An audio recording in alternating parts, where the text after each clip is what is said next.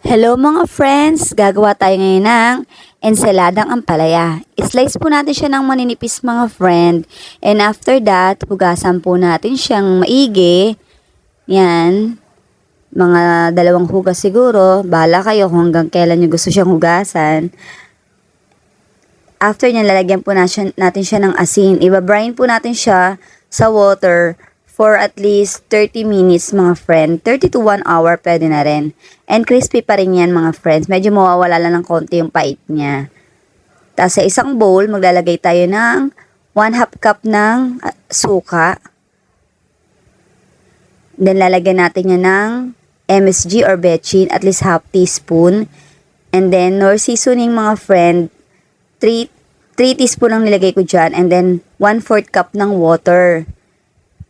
Black pepper, 2 teaspoons ng patis, and then haluin po natin siya at depende sa lasa nyo kung okay na siya at lalagyan po natin siya ng asukal at isa-set aside po natin siya after natin malagyan ng kalamansi mga friend.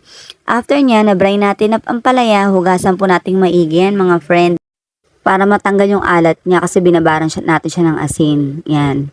Mga ilang hugas yan mga friend. Saka tayo maghihiwa ng sibuyas, kahit yung slice, kamatis, slice natin ng ganyan. And then imimix na natin dun sa ampalaya na nahugasan na nating maigi. Mimix natin siya. Tsaka natin ilalagay yung sibuyas. Sa side muna natin siya para magandang tignan. As imimix natin ng kamatis. Side lang muna natin siya mga friend. Ganyan. After nyan, tsaka natin ilalagay yung mixture na natimpla na natin. Ihahalo natin siya dito. Mix natin siya together. Ayan.